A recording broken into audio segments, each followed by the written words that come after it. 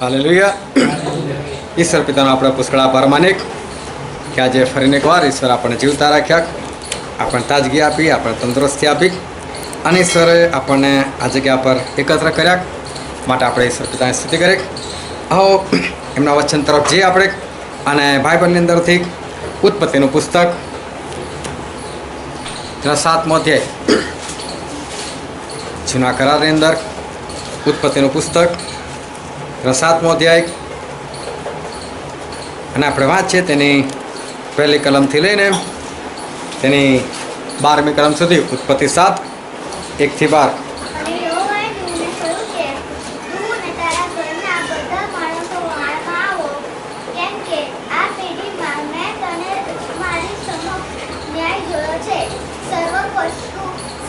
પશુઓમાંથી સાક્ષાત લડનારી ને અશુદ્ધ પશુઓમાંથી બબ્બે નડનારી કુળકારી સાથે લે, અને આકાશના પક્ષીઓમાંના સાક્ષાત નરમાંના આખી પૃથ્વી પર બીજ રાખવા સારું લે. કેમ કે 7 દાડા પછી પૃથ્વી પર 40 દાડા તથા 40 રાત લગી વરસાદ વરસાવીશ, અને જે સર્વ પ્રાણીઓ મેં ઉત્પન્ન કર્યા છે તેઓનો નાશ પૃથ્વી પરથી હું કરીશ. અને યહોવાએ જે સર્વ આજ્ઞા તેને આપી હતી તે પ્રમાણે નૂહે કર્યું. અને પૃથ્વી પર જળ પ્રલય થયો ત્યારે નૂહ 600 વર્ષનો હતો. અને નૂહ તથા તેના દીકરા તથા તેની સ્ત્રી તથા તેના દીકરાઓની સ્ત્રીઓ જળ પ્રલયને લીધે વહાણમાં ગયા. શુદ્ધ પશુઓ તથા અશુદ્ધ પશુઓ તથા પક્ષીઓ તથા પૃથ્વી પર સર્વ પેટે ચાલનારા પ્રાણીઓ તેઓમાંના બબ્બે એટલે નર તથા માદા જેમ દેવે નૂહને આજ્ઞા આપી હતી તેમ નૂહની પાસે વહાણમાં ગયા. અને એમ થયું કે 7 દાડા પછી પૃથ્વી પર જળ પ્રલય થયો. નૂહના આયુષ્યના 600મા વર્ષમાં બીજા મહિનાને 17મે દાડે તે દાડે મોટો જળ નિધિના જરા ફૂટી નીકળ્યા અને આકાશના દ્વારો ઉઘડી ગયા, અને 40 દાડા તથા 40 રાત પૃથ્વી પર વરસાદ વરસ્યો. ઈશ્વર પિતાનું વાંચેલું વચન આપણા માટે પુષ્કળ આશીર્વાદિત છે અને ઈશ્વર પિતાનું વચન સત્ય છે. અને બાઇબલની અંદર એવું લખવામાં આવેલું છે કે તમે સત્ય જાણશો અને સત્ય તમને મુક્ત કરશે. આપણા ઈશ્વર એ અદ્ભુત છે અને એમના વચનથી એ આપણી સાથે વાત કરે છે, કારણ કે પોતે જીવતા છે અને એમના વચન પણ જીવંત છે. અને માટે ઈશ્વર એમના વચનથી આપણી સાથે વાત કરે છે, આજે પણ વાત કરનાર છે. અને માટે બહુ ધ્યાનથી આપણે વચનો સાંભળીએ કે જેથી કરીને આપણે એને ગ્રહણ કરી શકીએ અને વિશેષ કરીને આવનાર દિવસોમાં આપણે વચન પ્રમાણે ચાલીને આપણે આકાશના રાજ્યના આપણે વારસદાર થઈ શકીએ. કારણ કે જે પરિવારમાં આજે આપણે એકઠા થયેલા છે એક બર્થડેના પ્રસંગે, અને પરિવાર એ ઈશ્વર તરફથી હોય છે કે પરિવાર જે છે એ બનાવનાર જો કોઈ છે તો એ આપણા ઈશ્વર છે. ઈશ્વર એ પરિવાર બનાવે છે. અને જ્યારે ઈશ્વરે આ સૃષ્ટિનું સર્જન કર્યું તો દરેકમાં એમણે જોડા બનાવ્યા, નર અને નારી એમ કરીને ઈશ્વરે દરેકના જોડા બનાવ્યા. એનો અર્થ કે ઈશ્વર ચાહતા હતા કે એક પરિવાર હોય. ત્યાર પછી 6ઠ્ઠા દિવસે સૌથી છેલ્લે ઈશ્વરે આદમને બનાવ્યો અને આદમના માટે એમણે એક સ્ત્રીનું પણ સર્જન કર્યું. કારણ કે ઈશ્વર નહોતા ચાહતા કે માણસ એકલો રહે, કારણ કે એમણે કીધું કે માણસ એકલો રહે એ સારું નથી. અને એટલે એમણે યોગ્ય સહાયકારી જે છે એમણે સૃજાવી. અને સૌથી પહેલું જોડું, હા ત્યાં કોઈ બેન્ડ વાજા નહોતા વગાડવામાં આવ્યા કે પછી કોઈ પાસ્ટર નહોતા કે બેવની પાસે કંઈ પેલું કોડ કરાર કરે, એવું બધું કશું નહીં. કોઈ મંડપ નહીં, કોઈ ખાણીપીણી નહીં, પરંતુ આ સૌથી પહેલું લગ્ન એ એદનવાડીની અંદર આદમ અને હવા જે છે એ લોકોનું થયું. આ ઈશ્વર તરફથી ઈશ્વરે સૌથી પહેલું જોડું જે છે એમણે બનાવ્યું. અને હિબ્રુના પત્રમાં એવું લખેલું છે, હિબ્રુના પત્ર ત્યાં 13મો અધ્યાય અને ત્યાં 4થી કલમ.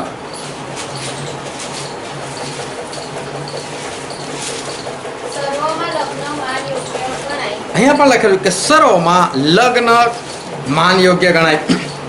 એટલે કે આ ઈશ્વર તરફથી છે અને એટલે એ માન યોગ્ય ગણાય કે લગ્ન જે વસ્તુ જે છે એ માન યોગ્ય ગણાય.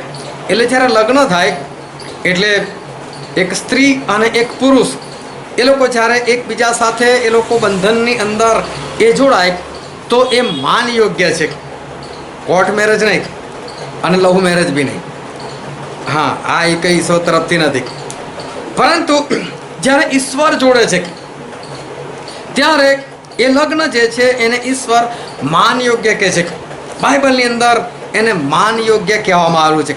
એનો મતલબ કે જે જોડા ઈશ્વર તરફથી જોડાય છે એ માન યોગ્ય છે. નીતિવચનમાં તો લખેલું કે જેને ડાહી પત્ની મળે છે કે એને સારી વસ્તુ મળી જાણી કે છે. સારી વસ્તુ એને મળી એવું જાણવું. હવે તમે કદાચ ઘરની અંદર ફ્રીજ લઈ આવો તો ફ્રીજ ક્યારે લાવો? તમને પસંદ હોય તો જ તમે લાવો.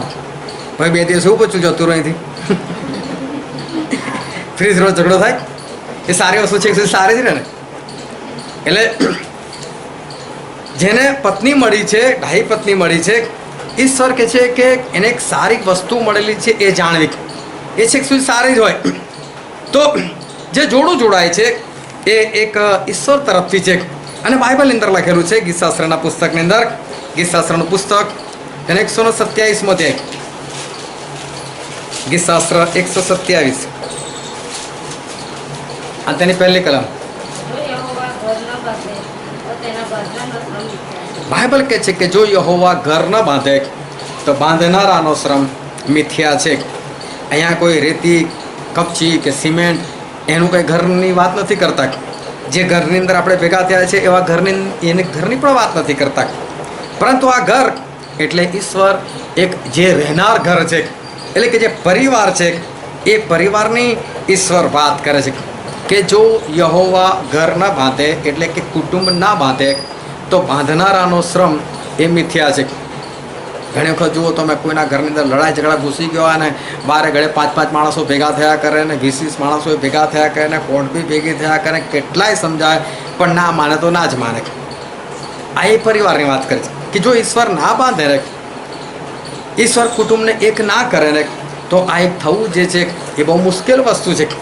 ઈશ્વર જે છે એ ઈશ્વર આ ઘર એટલે કે પરિવાર જે છે એ બાંધે છે. આ પરિવાર બાંધવાનું કામ જે છે એ આપણા જીવતા દેવનું છે, આપણા ઈશ્વરનું કામ છે. અને આજનું વચન જે છે એ બહુ ધ્યાનથી સાંભળજો, કારણ કે ઈશ્વર આજે આપણને એક કુટુંબ વિશે એ શિક્ષણ આપવા માગે છે કે કુટુંબ એટલે શું, એક પરિવાર એટલે શું, એક ઘર હોવું એ ખરેખર શું છે. ઈશ્વર આજે આપણને એમના વચનથી કંઈક શીખવાડવા માગે છે. ઇબ્રાહિમ અને સારા 2 પતિ પત્ની હતા, પરંતુ લોકોને બાળક નહોતું. અને ઈશ્વર ચાહતા હતા કે એ લોકોને બાળક મળે અને ઈશ્વરે એ લોકોને ઈસાક જેવું એક બાળક જે છે એ બાળક એમને પૂરું પાડ્યું. માનોહ નામ એક માણસ હતો, એની પત્નીનું નામ બાઇબલમાં લખવામાં નથી આવ્યું, પરંતુ માનોહ અને એની પત્ની એ લોકોને બાળકો નહોતા થતા. તો ઈશ્વરે એ લોકોને સામસુન જેવું એક બાળક જે છે એ બાળક ઈશ્વરે પૂરું પાડે એ લોકોને. કારણ કે ઈશ્વર જે છે એ ઈશ્વર એક પરિવાર જે છે એ પરિવાર એ ચાહે છે. અને તમે જો પ્રભુ શું ક્યાં આવ્યા? એ દેવ હતા અને એ દેવ હોવા છતાં, સ્વર્ગમાં હોવા છતાં એમણે એક મનુષ્ય દેહ ધારણ કર્યો. તો એમને ઉપરથી ના ઉતરી આવ્યા કે ચલો બસ ઉપરથી એમને બધું જતો રહો, મારે ખાલી મનુષ્ય દેહ ધારણ કરવો છે. નહીં, એક પરિવારમાં આવ્યા. એક સ્ત્રી મરિયમ કે જેની સગાઈ થઈ ગયેલી હતી યુસુફ સાથે, એ લોકોને એમણે પસંદ કર્યા કે હું અહીંયા આ ઘરની અંદર હું એક મનુષ્ય દેહ ધારણ કરીને હું આવું. મતલબ કે પ્રભુ ઈસુ ખ્રિસ્ત પોતે પણ એક પરિવારની અંદર આવ્યા, અલગ એકલેથી ના આવી ગયા.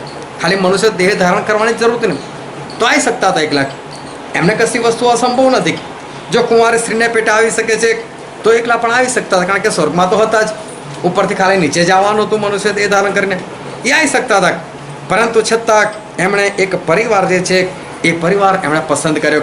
અને લુકની લખેલી સુવાર્તામાં એવું લખેલું છે, લુકની લખેલી સુવાર્તા તેનો 2જો અધ્યાય, નવા કરારની અંદર લુકની લખેલી સુવાર્તા તેનો 2જો અધ્યાય અને આપણે વાંચીએ તેની 51મી કલમ.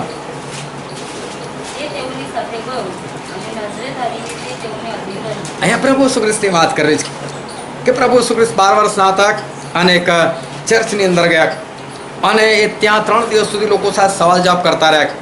મરિયમ અને યુસુફને એવું લાગ્યું કે આ સંઘમાં એટલે કે ટોળામાં હશે કોઈ જગ્યાએ, પણ 3 દિવસ ચાલ્યા પછી કોઈ જગ્યાએ દેખાયા નહીં. લોકો પાછા શોધતા શોધતા ત્યાં તો પ્રભુ શું 12 વર્ષના હતા અને પછી બધા સાથે વાતો કરતા હતા, સવાલ જવાબ કરતા હતા.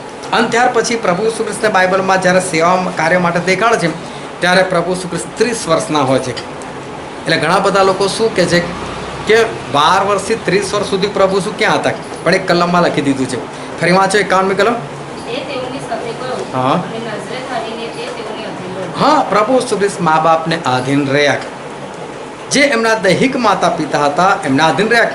ઘણા બધા લોકોએ ઘણું બધું શોધી કાઢ્યું કે પ્રભુ ઈસુ ખ્રિસ્ત તો અહીં આવેલા કે છે, ભારતમાં આવેલા કે છે, અને ભારતમાં આવીને યોગ શીખ્યા કે છે, અને યોગના પ્રતાપથી એમણે કહે છે કે બધો સમય ઉપર છે પોતાનો શ્વાસ રોકી રાખેલો કે છે, અને પછી કબરમાંથી નીકળીને જતા રહ્યા કે છે. ઘણા કોઈ કહે છે, પણ બાઇબલ બહુ સ્પષ્ટ કહે છે. આ જે લોકો નથી ખબર કે 12 થી 30 વર્ષ સુધી પ્રભુ ક્યાં હતા, બહુ સ્પષ્ટ લખેલું. એ પોતાના મા બાપને, જે દૈહિક માતા પિતા જેમના ઘરે આવેલા હતા, એમને પ્રભુ ઈસુ ખ્રિસ્ત જે છે એ સંપૂર્ણપણે એ આધીન એ રહેલા હતા.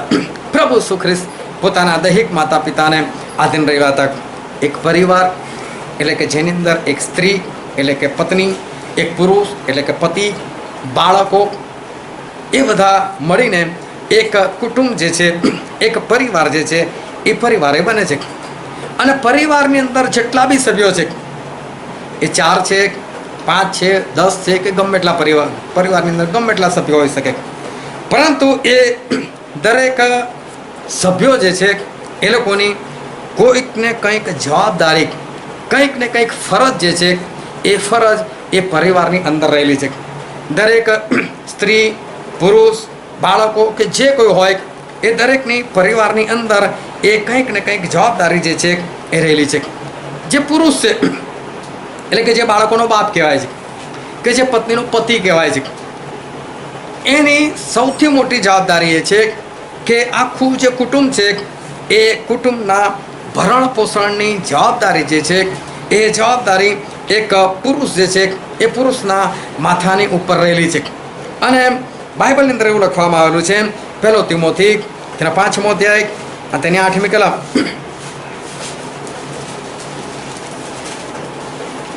પણ જે માણસ પોતાની વિશેષ કરીને પોતાના કુટુંબની સંભાળ રાખતો નથી, તેને વિશ્વાસનો ત્યાગ કર્યો છે, એને સમજવું તે તો અવિશ્વાસી કરતા પણ છે. હા, બાઇબલ કહે છે કે જે પુરુષ એ કહે છે કે પોતાના કુટુંબની સંભાળ નથી રાખી શકતો, કે છે એનું ભરણ પોષણ જો નથી કરી શકતો, તો બાઇબલનું વચન એવું કહે છે કે એ અવિશ્વાસી કરતાં પણ ભૂંડો છે. ઈશ્વરે એના માથાની ઉપર એક જવાબદારી જે છે એ જવાબદારી મૂકેલી છે. સાથે જેને સ્ત્રી કહેવાય છે એટલે કે જે પત્ની, એ પત્નીની ઉપર પણ ઈશ્વરે એક જવાબદારી જે છે એ મૂકેલી છે. અને નીતિવચનના પુસ્તકમાં લખેલું છે, નીતિવચનનું પુસ્તક તેનો 31મો અધ્યાય અને વાંચો તો 10મી કલમથી. સત્પુરુષ સ્ત્રી કોને મળી? કેમ કે તેનું મૂલ્ય તો વચનો કરતાં ઘણું જ વધારે છે. તેના પતિનું અંતઃકરણ તેના પર ભરોસો રાખે છે, અને તેને સંપત્તિની ખોટ પડશે નહીં. પોતાના આવરદારના સર્વ દિવસો પર્યંત એ તેનું ભલું જ કરે છે, અને ભૂંડું કદી નહીં. હા, આ સ્ત્રીની એક વાત કરવી છે કે આ સ્ત્રી જે છે, જે પત્ની કહેવાય છે કે અને એના માટે એક શબ્દો વાપરવામાં આવે છે કે સદગુણી સ્ત્રી કે છે કોને મળે, અને એની ફરજો જે છે એ ફરજો લખવામાં આવેલી છે. આગળ વાંચો. તે ઊન તથા શણ શોધી લાવે છે, અને રાજી ખુશીથી પોતાની પત્ની કામ કરે છે. બાઇબલ કહે છે કે જે સ્ત્રી છે, જે પત્ની છે, એ રાજી ખુશીથી પોતાનું કામ કરે છે. એ રાજી ખુશીથી એ પોતાના પરિવારને ઉપયોગી એવું કામ કરે છે. આગળ. તે વેપારીના વહાણ જેવી છે, તે દૂર દૂરથી પોતાનું અન્ન લાવે છે. બાઇબલ કહે છે તે વેપારીના વહાણ જેવી છે. વહાણ દૂર સુધી જાય, બીજા દેશમાં જાય, વેપાર કરીને પાછું આવે. એવી રીતે આ જે સ્ત્રી જે છે, જે પત્ની જે છે, એ એની જવાબદારી એ છે, એની ફરજમાં આવે છે કે એ આવી રીતે અન્ન લાવે છે. આગળ. વળી હજી તો રાત હોય છે, એટલામાં તો તે ઉઠે છે, પોતાના ઘરનાને ખાવાનું આપે છે, અને પોતાની દાસીઓને તેમનું કામ નિમી આપે છે. બાઇબલ કહે છે કે હજુ તો રાત હોય છે, કારણ કે ઈશ્વરે અંધારાને રાત કીધેલી છે. એટલે જે સ્ત્રી છે, જે પત્ની છે, એ વહેલી ઉઠે છે, અને વહેલી ઉઠીને હજુ તો સૂરજ બહાર નીકળે એની પહેલાં એ ઉઠી જાય છે, અને ઉઠીને એનું જે પોતાનું કાર્ય જે છે, બાળકોનો ચા નાસ્તો છે કે ખાવાનું જે છે એ બધું કામ એ કરે છે. અને આગળ 16મી કલમ વાંચો. તે કોઈ ખેતરનો વિચાર કરીને તેને ખરીદે છે, પોતાની કમાણીથી તે દ્રવ્યવાળી ઉઠે છે. હા, એ પોતે કમાણી પણ કરે છે. એના માથા પર આ જવાબદારી નથી કે આ તારે જ કરવું, પણ છતાં જે પત્ની જે છે એની ફરજમાં પણ આવે છે કે પોતાનો જે પતિ છે એને કંઈક મદદરૂપ થાય અને એ ઘરનું જે કામકાજ છે એ કામકાજની અંદર પણ એને મદદ કરે. એ ફરજ જે છે ઈશ્વરે જે પત્ની કહેવાય છે એને આ બાબત જે છે ઈશ્વરે આપેલી છે. ભલે કદાચ એ જોબ નથી કરતી, ભલે કદાચ એ નોકરી નથી કરતી, પણ છતાં એ 2 પૈસા જો એના પતિના બચાવી શકે, રાખી મૂકે તો બહુ સારું. અને આપણા ભારતની પત્નીઓ લગભગ પૈસા બચાવવામાં બહુ સારી હોય છે. કારણ કે જ્યારે નોટબંધી આવી ને ત્યારે લોકોના ખિસ્સામાં પૈસા વધવા લાગેલા, કાઢેલા હતા ને તો પાછા મૂકવા લાગેલા. એટલે જો એ સ્ત્રી જે છે એ ખોટો ખર્ચ ના કરે અને પૈસા બચાવે તો એ કમાણીરૂપ છે કે એની ફરજની અંદર આ બાબત જે છે એ આવે છે. એવું બાઇબલનું વચન કહે છે. જે બાળકો ઈશ્વર આપેલા છે તો બાળકોની પણ એક જવાબદારી છે. અંદર જ્યાં સીધા બેસો અને કોઈ ઊંઘવાનો પ્રયત્ન ના કરતા. જે બાળકો છે એ બાળકોની પણ ઈશ્વરે જવાબદારી આપેલી છે. નિર્ગમનના પુસ્તકમાં લખેલું છે. નિર્ગમનનું પુસ્તક એનો 20મો અધ્યાય અને સ્ટેનો વાંચશે એની 12મી કલમ.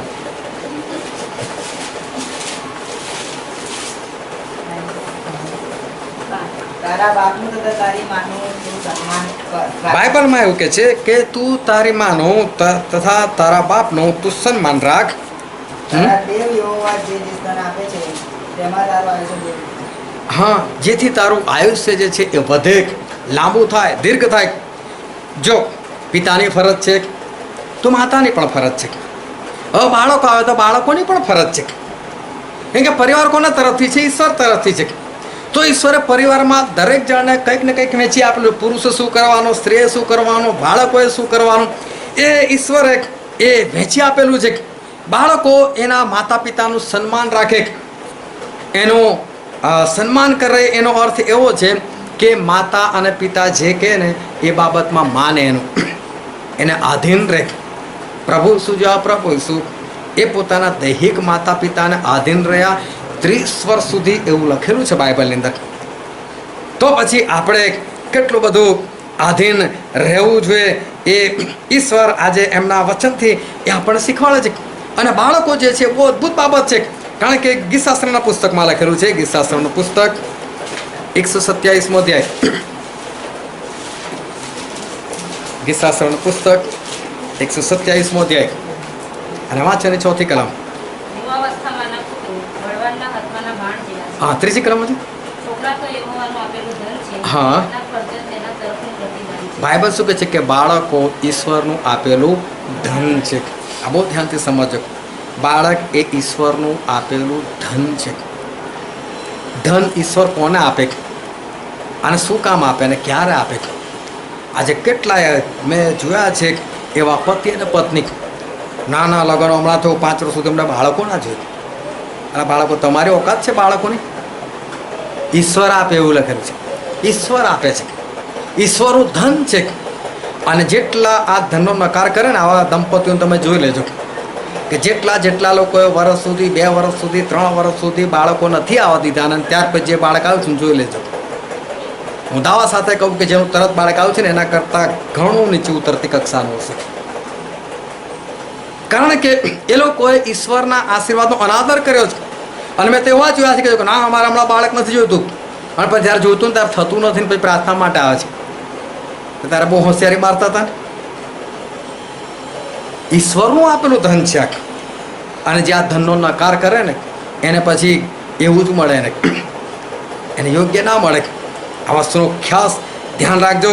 અને જે કોઈ ઓળખીતા લોકોને પહેલેથી કે ભાઈ સારું બાળક જોઈતું તો પહેલાં જ લઈ લેજે. હા, બાકી તું તને એવું લાગ્યું કે હું પેદા કરી શકું છું તો તારી વાત ખોટી.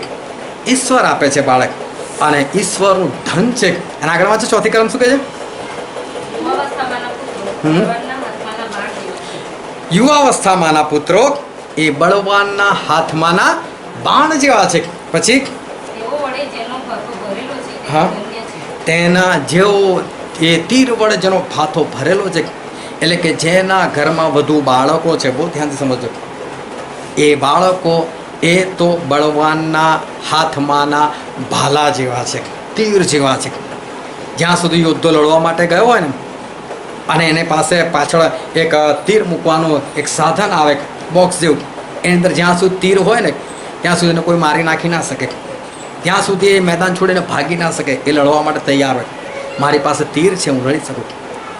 અને એટલે બાળકો જે છે ને એના બાપનું હથિયાર છે, એની માનું હથિયાર છે બાળક. બાળકનું જીવન એવું હોવું જોઈએ ને કે મા બાપ જે છે ને એ હથિયાર એ લઈને ઊભા રહેશે કે ભાઈ મારું બાળક છે, બોલ આ મારી છોકરી છે, આ મારો છોકરો છે, એવું બાળકોનું જીવન હોવું જોઈએ. ઈશ્વર એ બાળકોને આજે એ શીખવાડવા માગે છે કે બાળક જે છે એ કેવા હોવા જોઈએ. એ લોકો એમના બાપને માટે એક હથિયાર સમાન હોવા જોઈએ. બાળકો હથિયાર જેવા હોય કે એનો બાપ એનો ઉપયોગ કરી શકો છો. જો આ મારું બાળક છે, લે, એવું બાળકોનું જીવન જે છે એ ઈશ્વર આજે આપણને એ દેખાડવા માગે છે.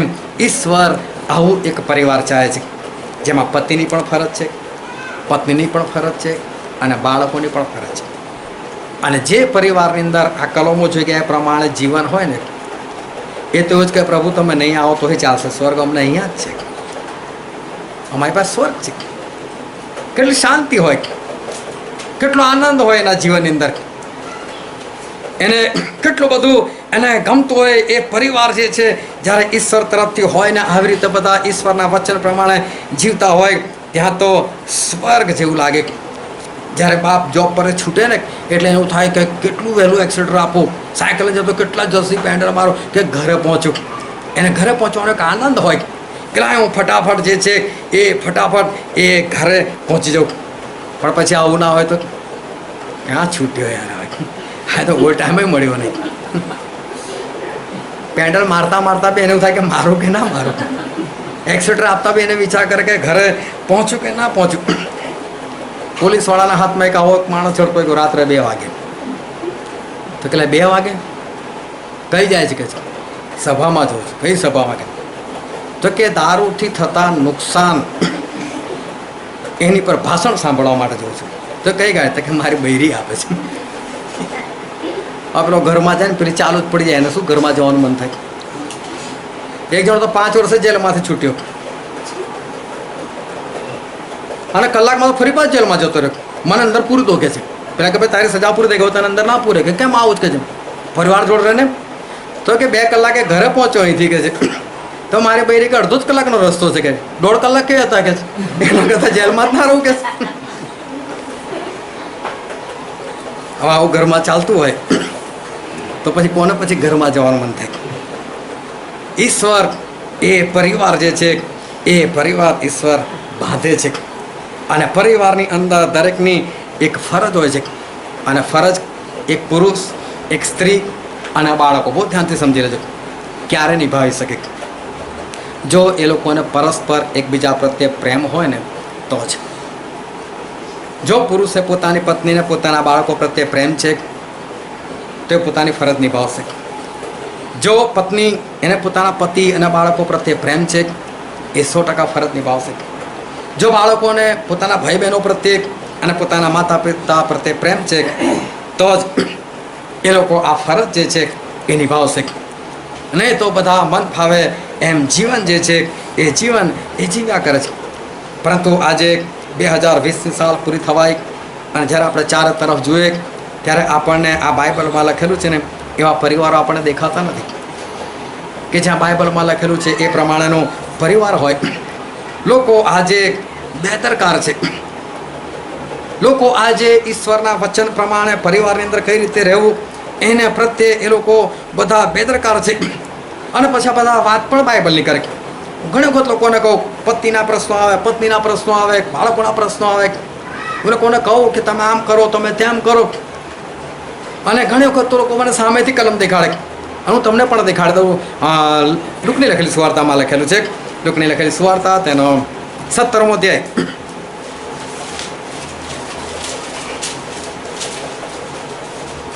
ત્યાં 34, 35 અને 36 કલમ.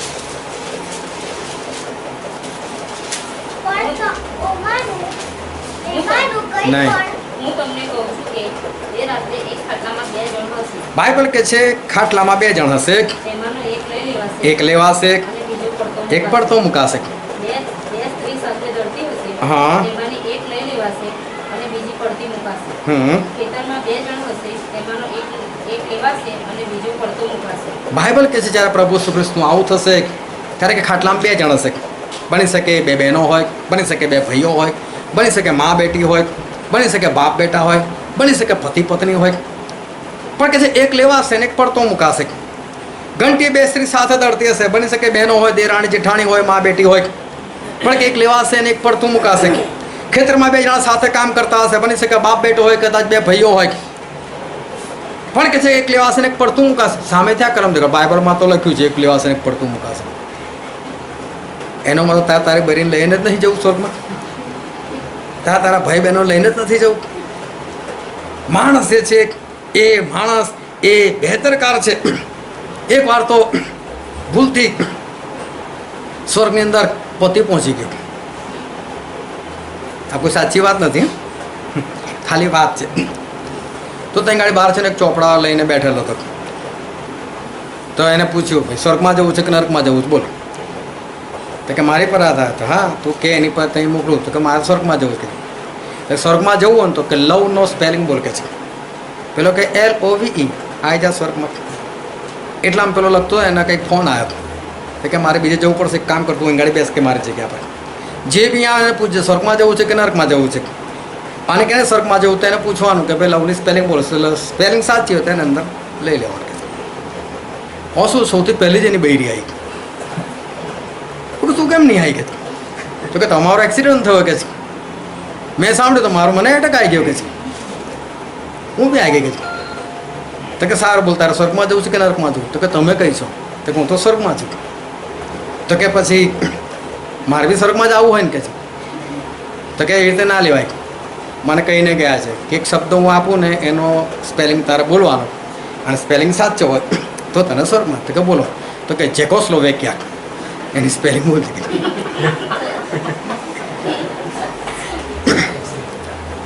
લેવી જ નથી.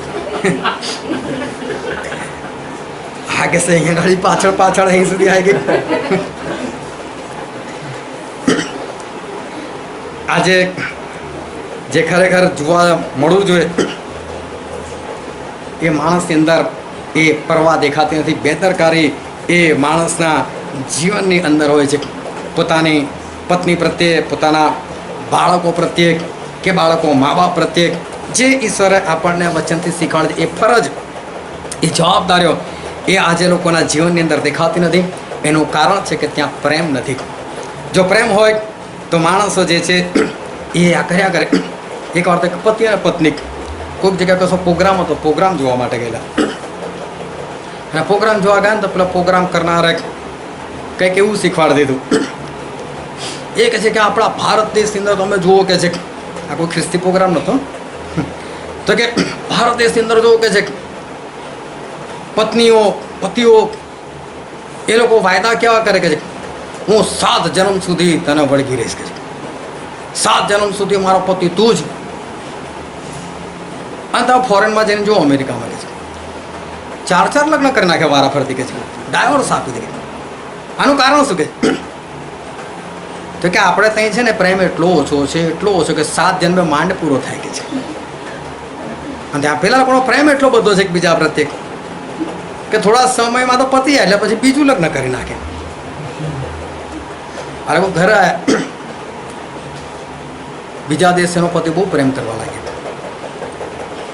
એટલે પેલી પત્નીને લાગ્યું કેમ આવતા જન્મમાં બીજી જોઈએ છે, કોટા પૂરો કરો શું પ્રેમ નો કે છે. 7 જન્મ સુધી આપણો તો પ્રેમ પૂરો થાય છે, પણ પેલું સાંભળીને આવ્યો તું કે એટલે કે પ્રેમ ફટાફટ પૂરો કરી દો તો કે બીજી મળે ને કે.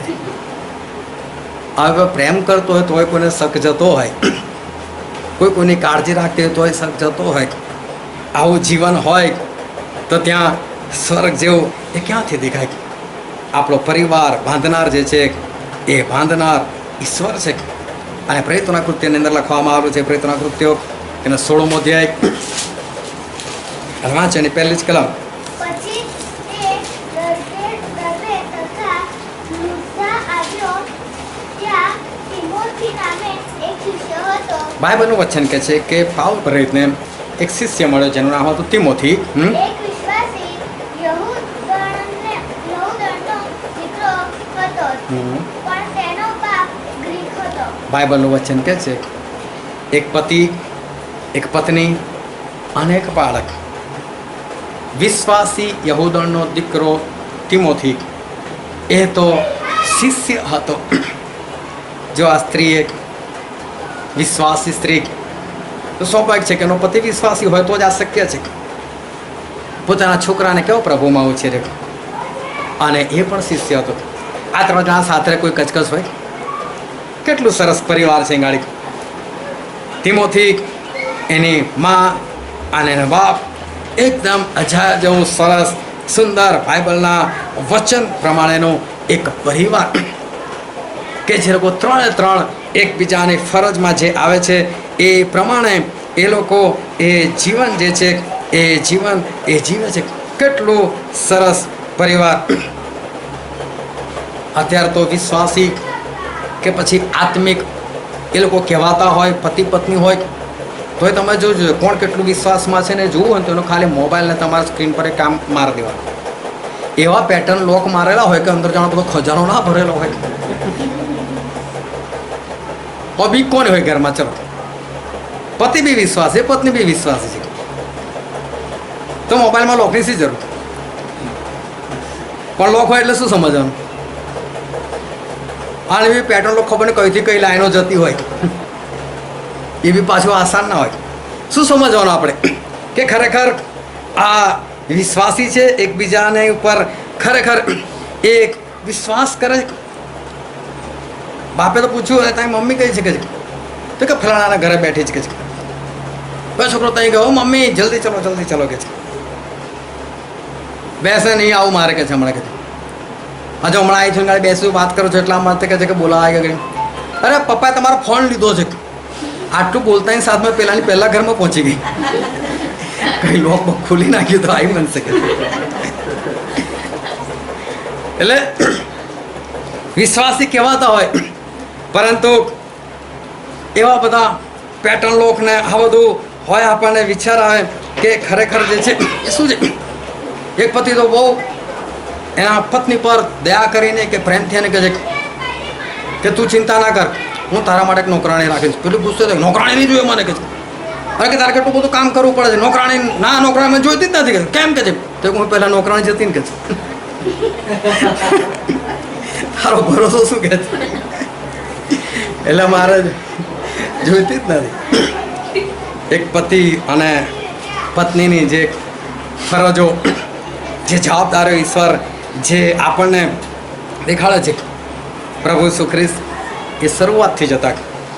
એવું નહોતું કે પ્રભુ ઈસુ ખ્રિસ્ત એ મનુષ્ય દેહ ધારણ કરીને આવ્યા ત્યારે જ અસ્તિત્વમાં આવ્યા.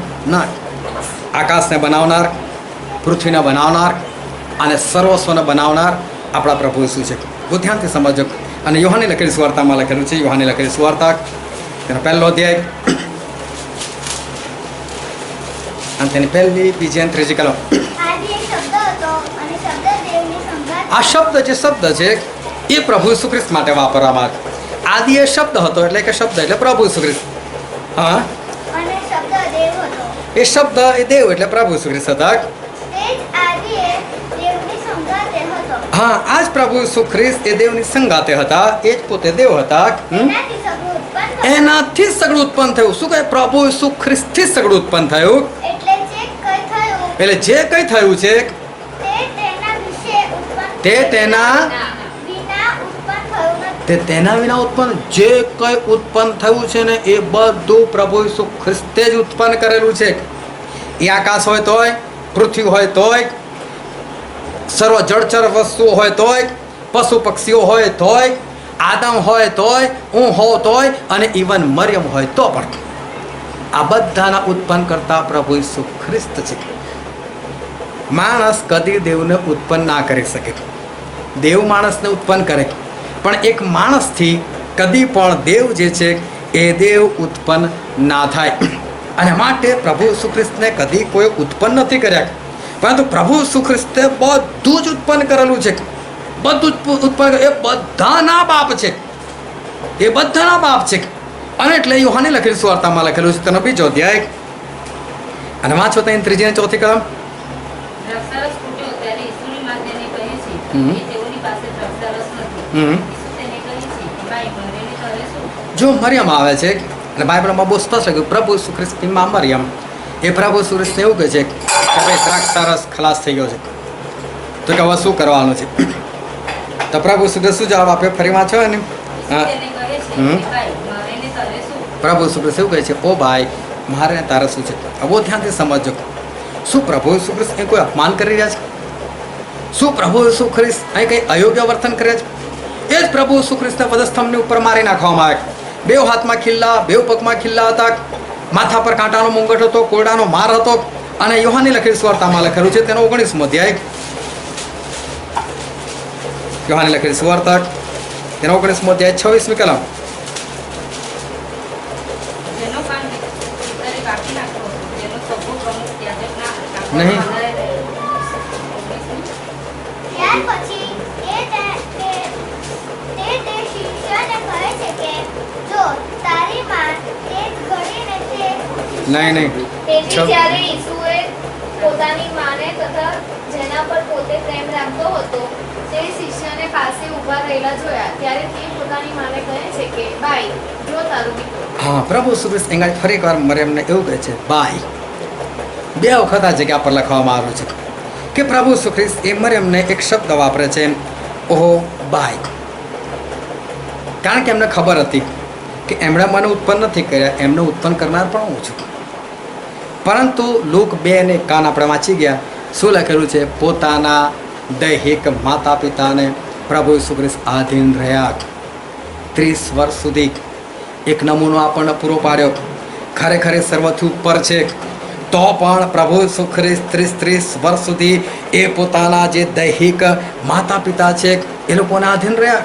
અને પછીના 7મા અધ્યાયમાં લખેલું છે યોહાને લખેલી સુવાર્તા એનો 7મો અધ્યાય આ 3, 4 અને 5મી કલમ. માટે તેના ભાઈઓએ તેને કહ્યું કે હા પ્રભુ ઈસુ ખ્રિસ્તના ભાઈઓએ એટલે કે મરિયમ અને યુસફથી જન્મેલા બાળકોએ હા અહીંથી જ નીકળીને યહૂદિયામાં જા હા પ્રભુ ઈસુ ખ્રિસ્ત એવું કહે કે યહૂદિયામાં જા ભાઈ તું. કે તું જે કામ કરે છે તે તારા શિષ્યો પણ જુએ. હા તારા શિષ્યો બી આ કામ જોવે. એમ કે કોઈ પોતે પ્રસિદ્ધ થવાની ચાહતો હોવાથી ગુપ્ત રીતે કંઈ કરતો નથી. હા તું બી કે પ્રસિદ્ધ થવું છે કે તારે તારા પોતાનું નામ ફેલાવવું છે એટલે તું આ બધું કરે છે કે એટલે કે તું જેને કામ કર પછી જો તું એ કામ કરે છે હમ. તો જગતથી આગળ પોતાને જાહેર કર. હા એમ કે તેના ભાઈઓએ પણ તેના પર વિશ્વાસ કર્યો ન હતો. બાઇબલનું વચન કહે છે કે પ્રભુ ઈસુ ખ્રિસ્તના કહેવાતા ભાઈઓ મરિયમ અને યુસફથી જન્મેલા બીજા બાળકો એ લોકો પણ પ્રભુ ઈસુ ખ્રિસ્ત પર વિશ્વાસ નતા કરતા. બહુ ધ્યાનથી સમજો કિસ રાજા પણ શું કહેવા માગે છે એ લોકો પણ પ્રભુ ઈસુનું માન નતા રાખતા. એ લોકો પણ પ્રભુ ઈસુ ખ્રિસ્તને જે સન્માન આપવું જોઈએ એક મોટા ભાઈ તરીકે નતા આપતા. એ લોકો પણ પ્રભુ ઈસુ ખ્રિસ્તની ઉપર જે વિશ્વાસ કરવો જોઈએ એ વિશ્વાસ નહોતા કરતા. પ્રભુ ઈસુ ખ્રિસ્ત મૃત્યુ પણ પામ્યા અને પ્રભુ ઈસુ ખ્રિસ્ત સજીવન પણ થયા. પણ સજીવન થયા પછી બાઇબલમાં એવું લખેલું છે આપણે વાંચીએ 1 કોરિન્થી તેના 15મો અધ્યાય. 1 કોરિન્થી તેના 15મો અધ્યાય અને વાંચો 4થી કલમથી. અને ધર્મશાસ્ત્ર પ્રમાણે તેને દાટવામાં આવ્યો હા પ્રભુ ઈસુ ખ્રિસ્તને દાટવામાં આવ્યા. અને ત્રીજે દાડે તેનું ઉત્થાન થયું પ્રભુ ઈસુ ખ્રિસ્ત જીવતા પણ થયા ત્રીજે દાડે હશે. અને કેફાને તેનું દર્શન થયું પછી બારેને થયું. હા ત્યાર પછી એકી વેળાએ 500 કરતાં વધારે ભાઈઓએ તેનું દર્શન થયું. જેઓમાંના ઘણા હજુ સુધી હયાત છે પણ કેટલાક એક ઊંઘી ગયા છે. ત્યાર પછી તેણે યાકૂબને દર્શન દીધું. બાઇબલ કે છે ત્યાર પછી પ્રભુ ઈસુ યાકૂબને દર્શન દીધું. આ યાકૂબ એટલે બીજું કોઈ નહીં એ મરિયમ અને યુસફથી જન્મેલો પ્રભુ ઈસુ ખ્રિસ્તનો ભાઈ. કેમ કે યાકૂબ એક શિષ્ય હતો એ તો પેલા 12માં આવી જાય છે. અહીં ફરી એક વાર લખ્યું ત્યાર પછી યાકૂબને દર્શન થયું. આ મરિયમ અને યુસફથી જન્મેલા પ્રભુ ઈસુ ખ્રિસ્તના જે ભાઈ હતા એ લોકોએ ભલે ગમે તેવો વ્યવહાર કર્યો પણ પ્રભુ ઈસુ ખ્રિસ્તની ફરજમાં હતું મારે મારા પરિવારને બચાવવું. તો એમણે એમના જે કહેવાતા ભાઈ હતા એને એક દર્શન જે છે એ આપ્યું. અને બાઇબલની અંદર યાકૂબનો પત્ર છે અને યહૂદાનો પત્ર છે. જો તમે એનું મથાળું વાંચશો અને શરૂઆતની કલમ વાંચશો તો તમને ખ્યાલ આવશે કે આ યાકૂબ અને યહૂદા એટલે કે એ મરિયમ અને યુસુફથી જન્મેલા બીજા બાળકોના નામ લખેલા છે.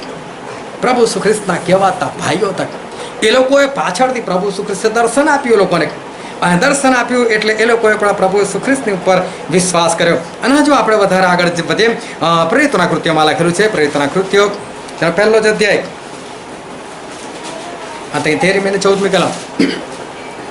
ત્યાં આવ્યા પછી જે બેડી પર તેઓ રહેતા હતા હમ. ત્યાં તેઓ ઉપર ગયા. હમ. પિત્તર, યોહાન, પિત્તર, યોહાન, યાકૂબ, યાકૂબ, આંદ્રિયા, આંદ્રિયા, ફિલિપ ફિલિપ, તથા થોમા, બાર્થોલોમી બર્થોલમી, તથા માથી, માથી, અલ્ફીનો દીકરો યાકૂબ હા અલ્ફીનો દીકરો યાકૂબ, તથા સિમોન ગલોતસ હા સિમોન ચલોતસ, પછી તથા યાકૂબનો ભાઈ યહૂદા યાકૂબનો ભાઈ યહૂદા. આ પ્રભુ ઈસુ ખ્રિસ્તના ભાઈઓ એ લોકો પણ 50માના દિવસે જ્યારે પવિત્ર આત્મા આવે ને ત્યારે કોઈ ત્યાં હાજર હતા. કેટલું અદ્ભુત વચન છે. પ્રભુ ઈસુએ એ લોકોને પણ પવિત્ર આત્મા જે છે પૂરા પાડે. મરિયમ પણ ત્યાં હાજર છે, બીજા બાળકો પણ ત્યાં હાજર છે, અને પ્રભુ ઈસુ ખ્રિસ્ત એ લોકોને પ્રેમ કરતા હતા. પ્રભુ ઈસુ ખ્રિસ્તે પોતાની જવાબદારી જે હતી, જે ફરજ હતી, પૂરેપૂરી નિભાઈ, અને પોતાના જે કુટુંબ, દૈહિક કુટુંબ હતું એ બધાને પોતાના આત્માથી એમણે એ લોકોને ભરપૂર કર્યા. પ્રભુ ઈસુ ખ્રિસ્તે એ આખો પરિવાર જે છે એ પરિવાર એમણે બચાવી લીધો. આ દરેક માણસની કુટુંબની અંદર એક ફરજ છે કે આપણે બાઇબલના વચન પ્રમાણે એકબીજા સાથે એ રહીએ. આ છે પરિવારને કરેલો ખરો પ્રેમ. પરિવારને કરેલો પ્રેમ એ નથી કે તમે એમને બધી ઉપલબ્ધિઓ કે બધી વસ્તુઓ તમે લાવીને આપી દો. તમારું બાળક માગે છે તમારી પાસે, પછી લે પકડ. તમારું બાળક બીજું કોઈ માગે, લે પકડ. તમારી પત્ની માગે છે, લે પકડ. આ પ્રેમ નથી. પ્રેમ એ છે કે તમે એને સાથે સાથે ઈશ્વરના માર્ગમાં લઈ જાઓ છો, તમે ઈશ્વરના માર્ગમાં એને દોરી રાખો છો. આ પરિવારને કરેલો ખરો પ્રેમ છે, અને આ ખરેખરી એક ફરજ છે. એક બેન બહાર છે, ઇઝરાયલ, એમના પતિ અને એમના બાળકો અહીં ભારતની અંદર છે, પણ છતાં મને આગ્રહથી કે તમે મારા ઘેર જજો ને, એ લોકોના માથા પર તેલ મૂકીને પ્રાર્થના કરજો ને, તમે એ લોકોને કંઈક વચ્ચે લાવજો. એમ નહીં કે ભાઈ ચલો હું ફોરેન છું, મારે જે થવાનું થાય. આ પ્રેમ છે કે ના, હું એકલો કેમ સ્વર્ગમાં જાઉં, મારી પત્ની, મારો પતિ, મારા બાળકો એ હોવા જોઈએ, એ સ્વર્ગની અંદર એ લોકો જવા જોઈએ. આ એક ખરો પ્રેમ જે છે. આજે તમે તમારા જે પરિવાર છે, તમારા પરિવારના જે સભ્યો છે એને તમે કેટલો પ્રેમ કરો છો. આજે તમે તમારી જે પત્ની છે એ તમારી પત્નીને તમે કેટલો પ્રેમ કરો છો. શું એ તમારી પત્ની રેગ્યુલર મિટિંગમાં જઈ શકે એના માટે તમે એને કોઈક મદદ કરો છો કે હા ચાલ તારે કામ બહુ છે તો લાય હું તને પણ 2 હાથ લગાવવા લાગો અને આપણે ફટાફટ તૈયાર થઈને આપણે સાથે એ મિટિંગની અંદર જઈએ? શું આજે ખરેખર આવો એ પ્રેમ છે? ઈશ્વર આપણને એક ખરેખરો પ્રેમ જે છે એ પ્રેમ કરવાનું કહે છે. ઘણી વખત તો હું લોકોને ફોન કરીને પૂછું કે ભાઈ મિટિંગમાં આવવાના છે, 2 જણા આવવાના, ઊભા રહો ને પૂછી લઉં. એટલે પછી પત્નીને પૂછે તું આવવાની છે? નથી આવવાની, હું એકલો આવવાનો છું. અને આ તો પ્રેમ છે. નથી કેમ આવો, ફોન પર જવાબ આપી દેવાના, હા અમે બંને આવીએ છીએ. એને કંઈ કામ હશે તો મદદ કરું છું, પણ ફટાફટ અમે બંને જણ છે એ અમે બંને જણ અમે આવીએ છીએ. આજે એક પતિ એ પોતાના પત્નીના આત્મિક જીવનના માટે કેટલા ઉપવાસ કરે છે. શું એની ફરજમાં નથી કે મારી પત્ની કદાચ મારા કરતાં ઓછી આત્મિક છે, કદાચ એ આજ્ઞા નથી પાડતી, તો લાવ એને પ્રેમ કરું અને એ વધારે આજ્ઞાઓ પાડે, એ વધારે આત્મિક બને, એના માટે આ ઘરથી ઈશ્વર પાસે જવું, ઉપવાસેથી ઈશ્વર કોઈ ઈશ્વર હું ભૂખ્યો મરી જઈશ પણ મારી પત્ની જોઈએ મારી સાથે ઉપર, હું એકલો નહીં આવું. શું આજે એક પતિને આવો પ્રેમ જે છે એ આવો પ્રેમ છે? અરે કદી દૈહિક બી પ્રેમ છે કે ચલો ભાઈ આજે કશુંક બનાવીને ખવડાવી દઉં મારી પત્નીને, કે લાવ આજે આ બી કરી નાખું, કે ચલ લે. એક પત્નીએ તો મને ફરિયાદ કરી, હું બીમાર હોઉં તો એ નહીં કરી આપતા કશું કે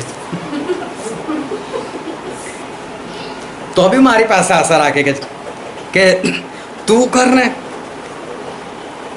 માણસ એની ફરજ જે છે એ ફરજ એણે અદા કરવી જોઈએ.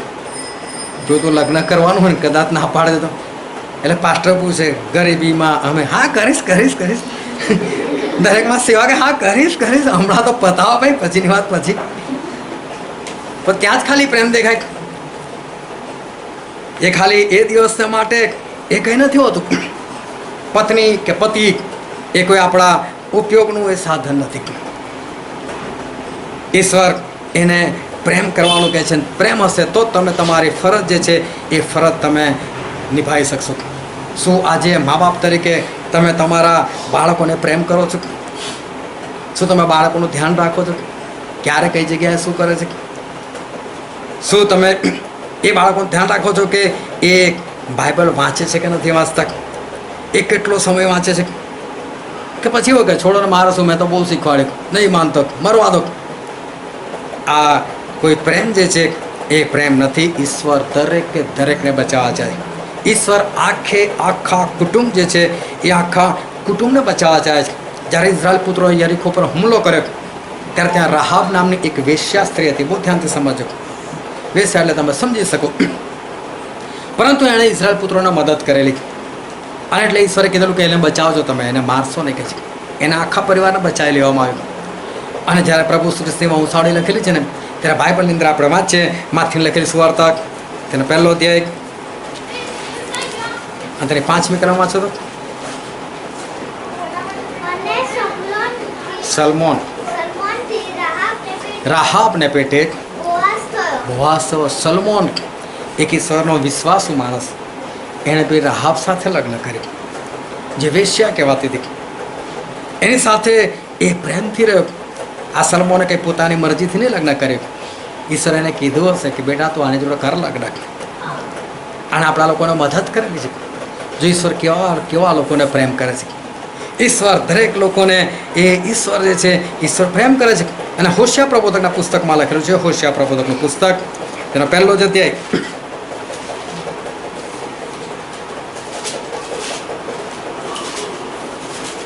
હચકેલ, દાનિયેલ, પછી હોશિયા, પહેલો જ અધ્યાય 2જી કલમ. યહોવા પહેલવહેલા હોશિયાની સાથે બોલ્યો. હા, ઈશ્વર હોશિયાની સાથે બોલ્યા. ત્યારે યહોવાએ હોશિયાને કહ્યું કે હા, હોશિયાને એવું કીધું જઈને એક વેશ્યા સાથે લગ્ન કર હમ અને વેશ્યાના છોકરાને પોતાના કરી દે.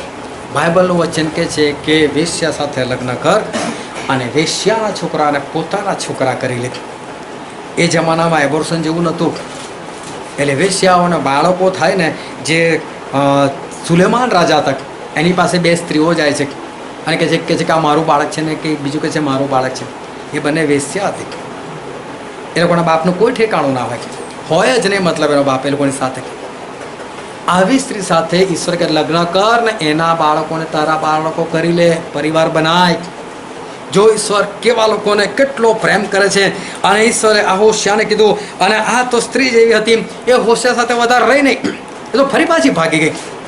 તો પ્રભુએ કીધું ના, તારી પત્ની છે ને પ્રેમ કર. અને બાઇબલનું વચન કહે છે હોશિયા પ્રબોધકનું પુસ્તક તેનો 3જો અધ્યાય અને તેની પહેલી અને બીજી કલમ. યહોવાએ મને કહ્યું કે ફરીથી જા ને જો કે ઇઝરાયલ પુત્રો અન્ય દેવો તરફ ફરી જાય છે ને સૂકી દ્રાક્ષાની બાટીઓના શોખીના થાય છે, તેમ છતાં યહોવા તેના પર પ્રીતિ રાખે છે. તેવી જ રીતે તું તેના યાદને પ્યારી તથા વ્યભિચારી સ્ત્રી ઉપર પ્રીતિ કર. હા, આગળ. તે માટે 15 રૂપિયા અને 1.5 હોમેર જવ આપીને મેં પોતાને સારું તેને વેચાતી લીધી. બાઇબલ કહે છે પોતાની જ પત્ની જતી રહેલી. ઈશ્વર કે ના ચાલે, પ્રેમ કરવાનો. બોલો, વેચાતી લે આવ્યા. આજે આપણા ખ્રિસ્તી સમાજમાં કેટલી નાની નાની વાતો માટે છૂટાછેડા થઈ જાય. અને ઈશ્વર કહે છે કે તું એને પ્રેમ કર, તારી પત્ની છે, એ ભલે ગમે તે હોય. આ ખરો પ્રેમ છે. અને આ માણસ જે છે એ ફરી પાછો પોતાની જે પત્ની જે છે એ પોતાની પત્નીને ખરીદીને લે આવે.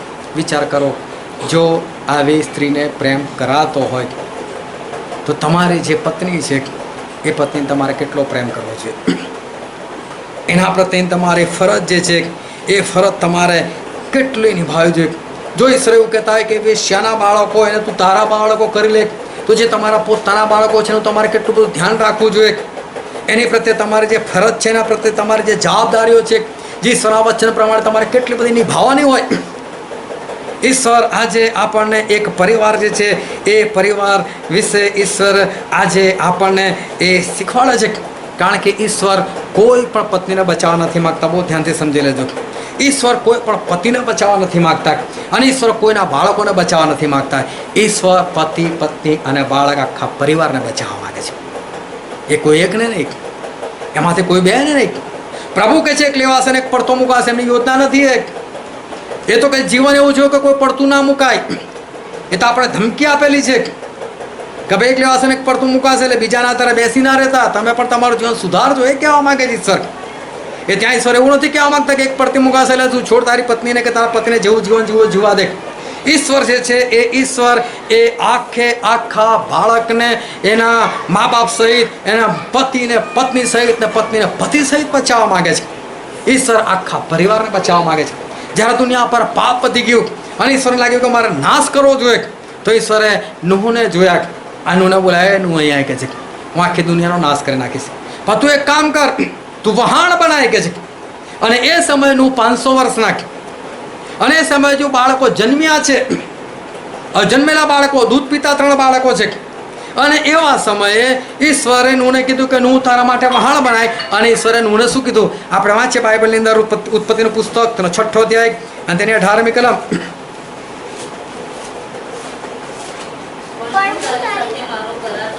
ઈશ્વર કહે છે નુહને હું તારી સાથે મારો કરાર સ્થાપીશ, તું વહાણમાં આવ, તું તથા તારી સાથે તારા દીકરા તથા તારી પત્ની તથા તારા દીકરાઓની પત્ની. કોઈ બી પડતું ના રહેવું જોઈએ. આ ઈશ્વરનો પ્રેમ છે. જો તમે એવું ચાહતા હોય કે તમે કદાચ એવું વિચારતા હોય કે હું જતો રહીશ ને મારી પત્ની ભલે રહી જતી, તો તમે ભૂલ ખાઓ છો, નહીં જઈ શકો. જો કે તમે પત્ની તરીકે વિચારો કે હું જઈશ ને મારો પતિ ભલે રહી જતો, તો તમે ભૂલ ખાઓ, તમે બી નહીં જઈ શકો. જો કે તમે એવું વિચારો છો કે મારા બાળકો ભલે મરતા, તો બી સમજી લેજો કે નહીં જઈ થઈ શકાવ. ઈશ્વર આખા પરિવારને કહે છે વહાણમાં આવો. ઈશ્વર આખા પરિવારને કહે છે કે નું તું, તારી પત્ની, તારા 3 બાળકો અને એ લોકોની પત્ની, તમે બધા લોકો જે છે એ બચી જાઓ. તમારામાંથી કોઈ પણ નાશ ના પામવું જોઈએ. નું એકલા જ ન્યાયી હતા. નું એકલા જ ન્યાયી હતા. પરંતુ પ્રભુ કહે છે કે ના, બધા જ બચવા જોઈએ, કોઈ એક નહીં. અને એટલે આ જે વચન વાંચેલો હતો ત્યાં પ્રભુએ નુહને કીધું કે નો, તમે લોકો બધા વહાણમાં આવી જાઓ. તું, તારી પત્ની ને તારા બાળકો અને તે લોકોની પત્નીઓ, તમે 8 જણા કે છે કે વહાણની અંદર જાઓ. અને પછી ઈશ્વરે એ લોકોને કીધેલું હતું. આપણે વાંચીએ જે વચન વાંચેલું હતું ઉત્પત્તિ તેનો 7મો અધ્યાય અને તેની 2જી કલમ. સર્વ શુદ્ધ પશુઓમાંથી 7 નર નારી અને અશુદ્ધ પશુઓમાંથી 2 નર નારી તું તારી સાથે લે. બાઇબલનું વચન કહે છે કે તું 7 ના જોડા તું લે કે છે. અને 7 જે શબ્દ છે એને બાઇબલની અંદર એવું કહેવામાં આવે છે કે સંપૂર્ણતા. 7 એટલે સંપૂર્ણતા. 7મા દિવસે ઈશ્વર પોતાનું બધું કામ પૂરું કર્યું. અને એટલે ઈશ્વર 7ની સંખ્યા છે જે બાઇબલની અંદર એને સંપૂર્ણ કહેવામાં આવે છે. એટલે 7 લાય એટલે ઈશ્વર એવું કહેવા માગે છે કે બધા જ બચી જવા જોઈએ. શું ઈશ્વર એ સમય પૃથ્વીનો નાશ કરવા માગતા હતા? જો ઈશ્વર નાશ કરવા માગતા તો ઈશ્વર ખાલી શબ્દો વડે વહાણ બની જાઓ, નું તમે લોકો અંદર આવી જાઓ, હું તાત્કાલિક વરસાદ પાડું છું. પણ કેમ નુહને વહાણ બનાવવાનું કીધું? નુહને 100 વર્ષ લાગ્યા વહાણ બનાવતા. કેમ 100 વર્ષ લગાવડાયા? કે જેથી કરીને લોકો આવીને પૂછે નું તું આ શું કરે છે? આ નું કે ભાઈ વરસાદ પડવાનો છે, જળપ્રલય થવા, તમે મરી જશો, બચી જાઓ. એ લોકો નહીં બચ્યા, એ લોકોની ભૂલ હતી. પરંતુ ઈશ્વર ખરેખર કોઈનો નાશ કરવા માગતા નથી. ઈશ્વર દરેક જણને બચાવવા માગે છે. અને માટે ઈશ્વરે 7 જોડા એવું નથી કહેવા માંગે મને 7 ગણીને જુએ છે. ઈશ્વરે કહેવા માંગે બધા જ બચી જવા જોઈએ. નો 100 વર્ષ સુધી મહેનત કર, પરંતુ લોકો બચ્યા નહીં એ અલગ વાત છે. પણ ઈશ્વર કોઈનો નાશ કરવા નતા માગતા. જો નાશ કરવા માગતા તો 100 વર્ષ બચવાના માટે એ ઈશ્વર ભૂલથી પણ એ ના આપત. પણ વાંચવાની 9મી કલમ શું કહે છે? ઉત્પત્તિ 7:9. તેઓ મારા બબ્બે એટલે નર તથા માદા, જેમ દેવે નુહને આજ્ઞા આપી હતી તેમ નુહની પાસે બાઇબલ કહે છે એક એક જ ગયું જોડું. ઈશ્વર તો આજ્ઞા સાત સાતની આપેલી હતી, પણ કે છે આજ્ઞા પ્રમાણે તો એક એક જ ગયા. ઈશ્વર તો સાત સાતને સંપૂર્ણ બચાવવાનું કીધું, પણ ઈશ્વરની આજ્ઞા પ્રમાણે માનીને ફક્ત એક એક જ જોડું જે છે એ એક એક જ જોડું આવ્યું, એક એક જ પરિવાર આવ્યું. ઈશ્વર દરેકે દરેક પરિવારને બચાવવા ચાહે છે. માટે ઈશ્વર એ દરેકે દરેક પરિવારની અંદર જેની જે ફરજ છે એ ઈશ્વર આજે આપણને બતાવવા માગે છે. ઈશ્વર આખે આખા પરિવારને એ બચાવવા ચાહે. જો તમે તમારા પતિ કે તમારી પત્ની કે તમારા બાળકો કે તમારા માતા પિતા કે તમારા ભાઈ બહેનો પ્રત્યે જો તમે બેદરકાર હશો તો હું બહુ સ્પષ્ટ કહું, તમે પણ નહીં જઈ શકો, તમે પણ સ્વર્ગની અંદર નહીં જઈ શકો. અને માટે ઈશ્વર જે છે એ પરિવારને પ્રેમ કરે છે, માટે ઈશ્વર પરિવારને બચાવવા ચાહે છે. અને એટલે પ્રેરિતોના કૃત્યોમાં લખવામાં આવ્યું છે, પ્રેરિતોના કૃત્યો તેનો 16મો અધ્યાય તેને 31મી કલમ.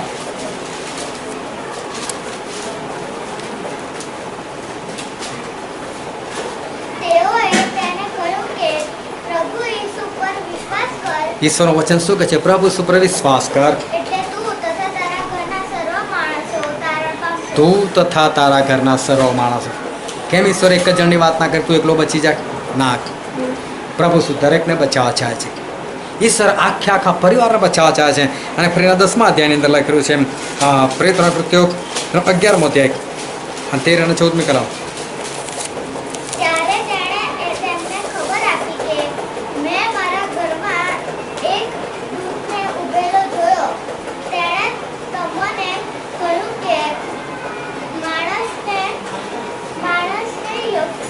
યાફા મોકલીને સિમોન, જેનું નામ પીતર છે, તેને તેડાવો. તે તને આવીને વાતો કહેશે, તે તને એવી વાતો કહેશે કે જેથી તું તથા તારા ઘરના સર્વ માણસો તારણ પામે. તારા એકલા માટે નહીં, હું મોકલું છું પિત્તરને, તારા એકલાના માટે નહીં, તારા આખા ઘરના માટે. અને માટે બહુ ધ્યાનથી સમજો, મીટિંગની અંદર ઈશ્વરના વચનોની અંદર ઈશ્વર કોઈ પતિને બોલાવતા નથી, ઈશ્વર કોઈની પત્નીને બોલાવતા નથી, કોઈના બાળકોને બોલાવતા નથી.